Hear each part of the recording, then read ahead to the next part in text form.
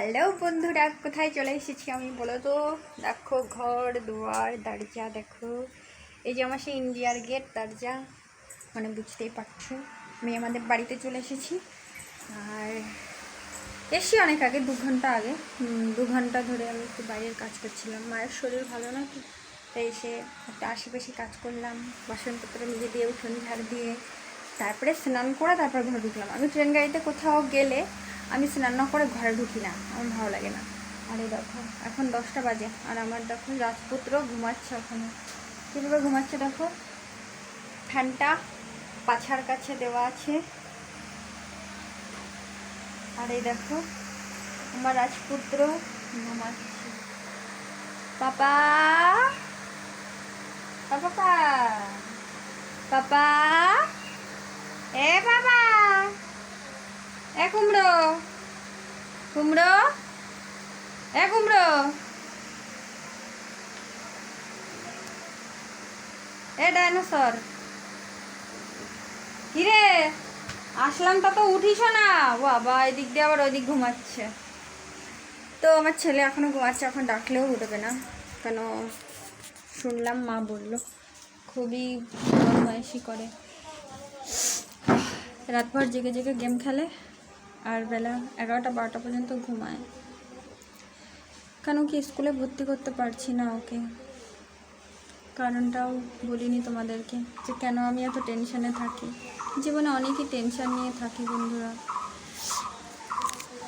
তো যাই হোক, দেখো বাড়িতে চলে এসেছি। কদিন আমি ঠিকমতো ইউটিউব চ্যানেলে অন থাকতে পারছিলাম না।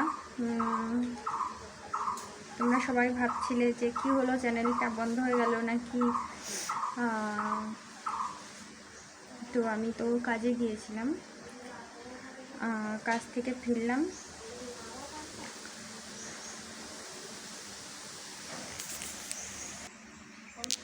পনেরো দিনের জন্য আমাকে পাঠানো হয়েছিল, কিন্তু সেখানে নতুন আয়া খুঁজে পাওয়া যাচ্ছিল না বলে আমাকে আরও 3 দিন বেশি কাজ করতে হয়েছে ওখানে।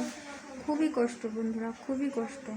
পরের কাজ করা মানে আয়াকে ওরা চাকরি মনে করতে পারো, চাকরিরই কাজ। কি করব, বেশি পড়াশোনা তো করিনি, তাই এই কাজটা করতেই হয় আমাকে।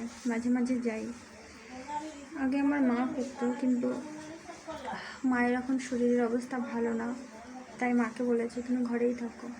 নাহলে মা আগে আমাকে বলতো তুই তোর ছেলে দেখাশোনা কর, আমি বাইরে কাজ করি।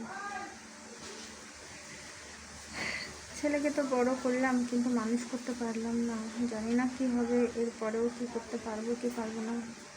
ছেলেকে দেখাশোনা করতে গেলে বাইরে কাজ করতে পারি না, বাইরে কাজ করতে গেলে ছেলের দেখাশোনা করতে পারি না।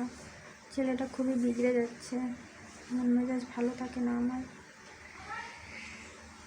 তো বন্ধুরা, আবার ইউটিউবে আমি অ্যাক্টিভ হয়ে গেলাম। তোমরা আমার সাথে থেকো, পাশে থেকো, একটু সাপোর্ট করো। আর যারা যারা আমার চ্যানেলকে সাবস্ক্রাইব করোনি তারা প্লিজ চ্যানেলকে সাবস্ক্রাইব করো। ভিডিওটাকে যদি দেখে থাকো তাহলে অবশ্যই লাইক করো।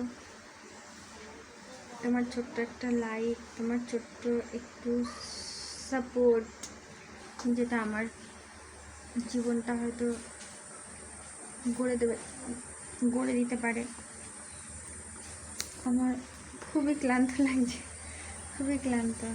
কেন মায়ের শরীর খারাপ ছিল তো, মানে এখনও শরীর খারাপ, তবু মা বসে বসে রান্না করছে। আর আমি মাকে বাড়িতে এসে, কলকাতা থেকে আমাদের বাড়িতে আসতে লাগে পুরো 4 ঘন্টা।